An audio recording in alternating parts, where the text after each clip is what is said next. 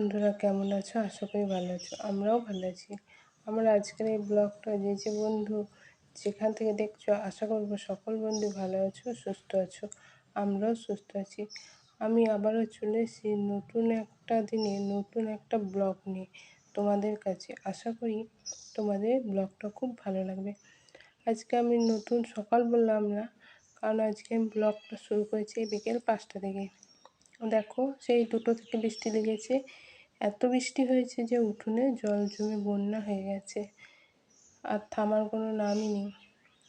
5টার সময় ছেলেকে খাইয়ে দুধ, এবার আমি ব্লগটা শুরু করব। আজকে আমাদের কারেন্ট নেই, জানো, আসছে আর যাচ্ছে, একদম থাকছে না। মানে কিছুক্ষণ থাকছে, আবার কিছুক্ষণ চলে যাচ্ছে, এইরকম একটা ব্যাপার। তাই আমি এই বালিশ কভারটা খুঁজে পাচ্ছিলাম না অনেক দিন থেকে, আজকে পেয়েছি। আমি ভাবলাম যখন পেয়েছি তখন এটাকে লাগিয়েই নিই, তাই বালিশ কভারটা প্রথমেই লাগাতে চলে এসেছি।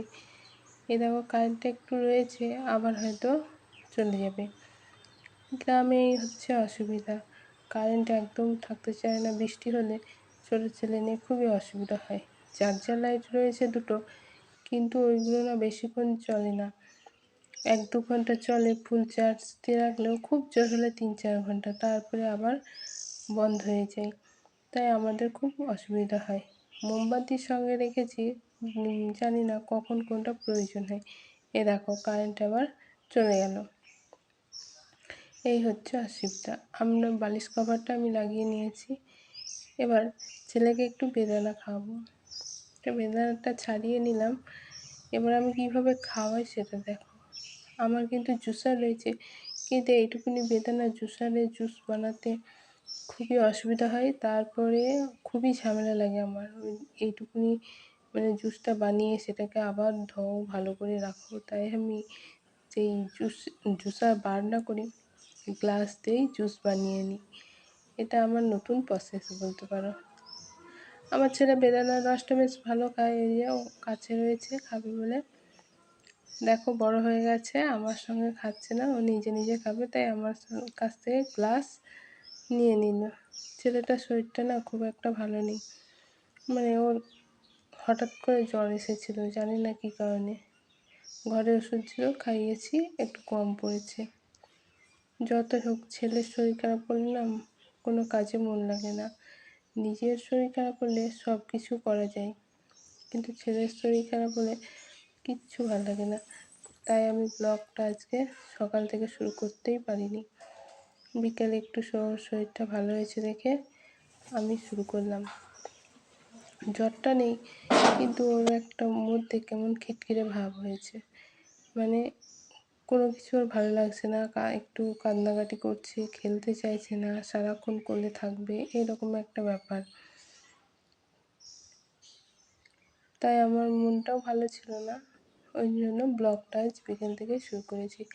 আর এদিকে কারেন্টে খুব যাওয়া আসা করছে, তাই ভাবলাম সন্ধ্যেবেলায় ছেলে যদি খেলা না করে, তারপরে কারেন্টটি যদি না থাকে, তাই আমি সন্ধ্যে না হতে হতে আজ বিকেলবেলায় রুটি বানিয়ে নিলাম।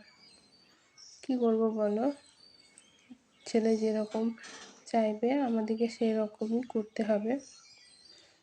ওর বাবা তো সেই রাত 10টা না বাজতে বাড়ি ঢোকে না, তাহলে ছেলেকে নিয়ে নেবে কে? ওকে আর কাঁদিয়ে তো কাজ করা যাবে না, তখন খাবারটা হয়তো বানানোই যাবে না।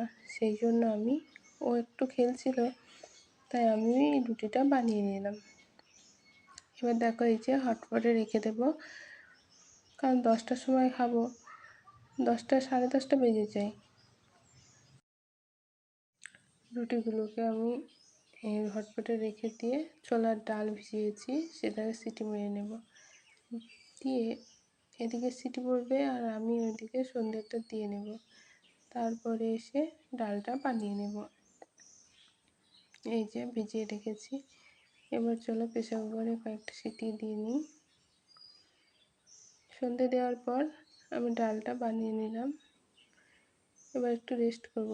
আর এদিকে দেখো, হঠাৎ সারপ্রাইজ দিতে হাজব্যান্ড আজকে সন্ধ্যেবেলাতে বৃষ্টি হচ্ছে বলে চলে এসছে। আমাদের এখনও বৃষ্টি এখন থামেনি, তাই ও সন্ধেবেলাতে চলে এসছে, কারণ রাতে বৃষ্টি থামবে কি না, আসতে পারবে কি না এই জন্য। আর সঙ্গে নিয়ে এসছে চাল, আমাদের চাল শেষ হয়ে গেছে। কিন্তু সন্ধেবেলায় ও কী খাবে, ও বললো কি যে বৃষ্টি হচ্ছে আমাকে একটু চিড়ে ভাজা বানিয়ে দিতে, শুকনো খোলায় চিড়েগুলোকে ভেজে নিতে। তার জন্য আমি চিড়ে নিয়ে নিয়েছি, চিড়েটাকে একটু ঝেড়ে নিচ্ছি। দোকান থেকে কিনে আনা তো, তো কিছু ধানের মানে খোসাগুলো থেকে যায়, সেই জন্য হালকাভাবে ছেড়ে নিলাম। চলো ওকে একটু ভেজে দেওয়া যাক, যখন খেতে চাইলো তখন তো আর না বলা যায় না। তাছাড়া বৃষ্টির দিনে চিড়ে ভাজা খেতেও ভালো লাগবে। এই যে ভাজা হয়ে গেছে, এবার একটু চানাচুর দেবো, চানাচুর দিয়ে খেয়ে নেবে। ছেলেও আছে ওর কাছে, দুজনে মিলে খাবে আর ছিটাবে। এই যে ছেলে আগে থেকেই হাত বাড়াচ্ছে, হাজব্যান্ড খাটে বসে আছে, আমাকে ওখানে দিয়ে আসতে হলো, এই যে নিচ্ছে। আর দেখো এসেছে সবজি কিনে অনেক। আমার যখন রুটি বানানো হয়ে গেছে, ভাবলাম কাজ যখন নেই তখন সবজিগুলোকে ফ্রিজে রেখে দিই ঠিকঠাকভাবে, আর তোমাদের সাথে একটু শেয়ারও করে দিই কী কী এনেছে। কাঁকরোল আর এনেছে পেঁপে। সবজির এখন খুব দাম জানো, বর্ষায় সব ফসল বা সবজি যাই বলো না কেন নষ্ট হয়ে গেছে, সেই জন্য সবজি খুব দাম বেড়ে গেছে সবজির। এই যে নিয়ে এসছে ডাঁটা, ভেন্ডি, এইগুলো নিয়ে এসছে। আর কাঁচা লঙ্কা নিয়ে এসছে, কাঁচা লঙ্কার তো অনেক দাম, 150 টাকা কেজি এখন। ও বলবে কি যে কাঁচা লঙ্কা এখন কম কম করে খাও, দাম খুব বেড়ে গেছে। আর বর্ষার সময় না এই কাঁচা লঙ্কার বোটা যদি ছাড়িয়ে না রাখি, তাহলে লঙ্কাগুলো তাড়াতাড়ি পচে যায় বা নষ্ট হয়ে যায়। সেই জন্য আমি সবসময় বোটা ছাড়িয়ে ক্যারির মধ্যে পুরে রাখি। এখন সেই বোটাগুলোই ছাড়িয়ে নিচ্ছিলাম। ব্লগটা আজকে এখানেই শেষ করলাম, আর বেশি দূর এগোতে পারলাম না। আশা করি তোমাদের ভালো লাগবে।